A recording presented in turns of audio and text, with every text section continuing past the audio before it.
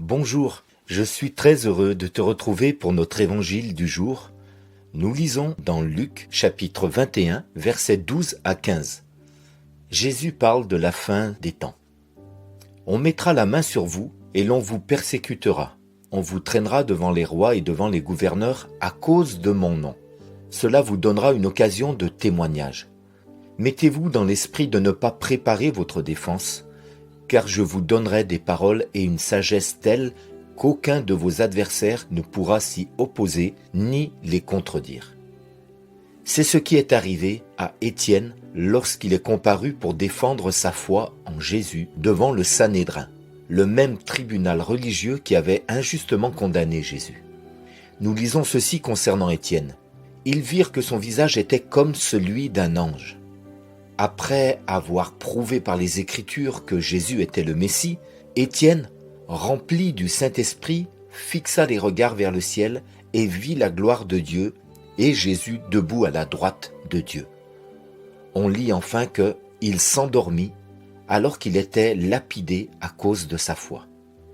Jésus était avec et pour Étienne. L'Évangile confronte le péché avant de conforter le pécheur. Si notre vie de foi en Christ est connue, alors il est normal que l'on nous questionne. Ce peut être de la simple curiosité, ce peut être de l'intérêt face au changement de vie que les gens ont constaté en nous, ce peut aussi être de l'opposition, ou ce peut être de la persécution dans le pire des cas. Dans tous les cas, la vie chrétienne est une position de foi à tenir fermement, dans le bon comme dans le mauvais jour. 1 Pierre chapitre 3 verset 15 nous encourage ainsi.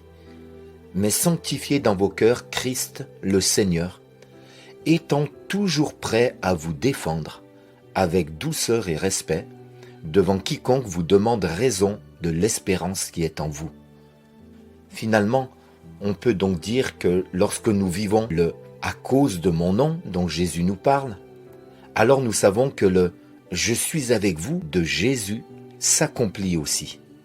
Comme Étienne, soyons remplis de la connaissance de la parole de Dieu. Et surtout, restons dans la paix, car Jésus nous inspirera sa parole pleine de puissance et de sagesse pour la défense de notre foi. Sois rassuré, mon ami, Jésus se tient tout près de ses témoins. Passe une excellente journée dans la paix et le secours de Jésus.